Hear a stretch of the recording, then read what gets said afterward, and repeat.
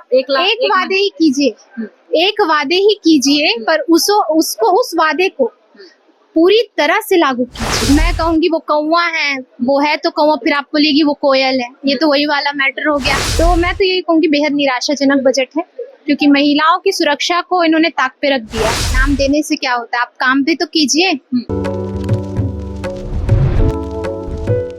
नमस्कार, स्टी न्यूज देख रहे हैं आप और मैं हूँ आपके साथ गौरी राय। झारखंड वासियों के लिए आज का दिन बेहद ही खास है, क्योंकि आज हेमंत सोरेन की अबुआ सरकार ने अपना अबुआ बजट पेश कर दिया है।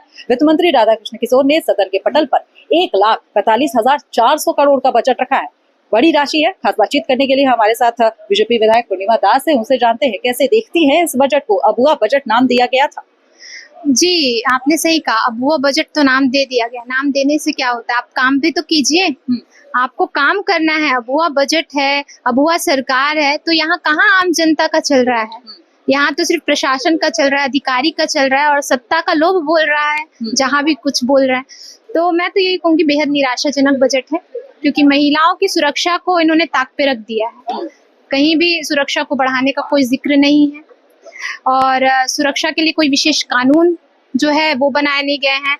या मैं कहीं ना कहीं यही देख रही हूँ इस बजट में कि ये सिर्फ जो सत्ता में आने के लिए जो वादे भी इन्होंने किए थे, उन वादों का इस बजट से कोई लेना देना नहीं, कोई ताल्लुक ही नहीं मिल रहा।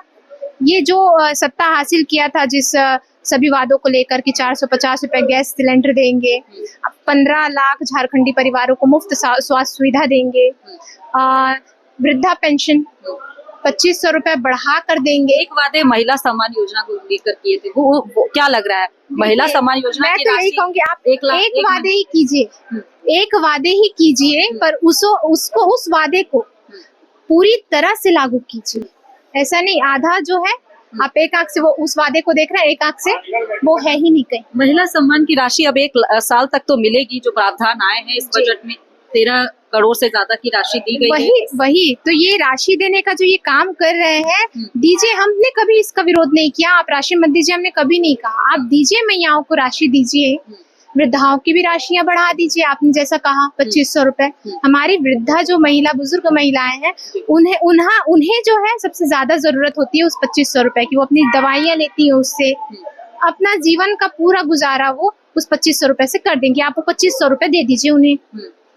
मैया सम्मान की बात करें तो वो दीजिए, हमने नहीं बोला, पर मैं तो यही कहना चाहूंगी कि सभी महिलाओं को दीजिए, जो लाभुक है, जो सही मायने में लाभुक है, उन्हें दीजिए।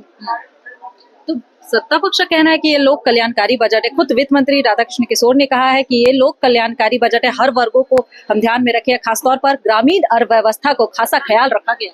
अब मैं कहूंगी वो कौवा है, वो है तो कौवा, फिर आप बोलेगी वो कोयल है, ये तो वही वाला मैटर हो गया कि उनको लग रहा है लोक कल्याणकारी बजट है, पर हमारी जनता, मैं तो कहूंगी हमारी जनता को कहीं से ये बजट नहीं लगेगा। उन्हें बस सुनने दीजिए, आपको जो रिव्यू है वो आने लग जाएंगे, क्योंकि ये कागजी बजट मैं कहूंगी, सिर्फ आंकड़ों का बजट मैं कहूंगी, अगर जब तक ये जमीनी स्तर पर लागू नहीं हो।